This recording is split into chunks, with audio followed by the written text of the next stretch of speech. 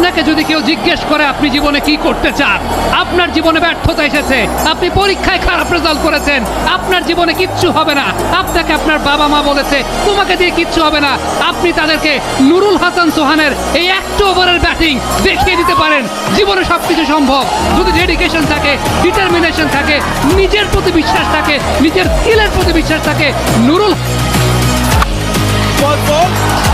It's a six.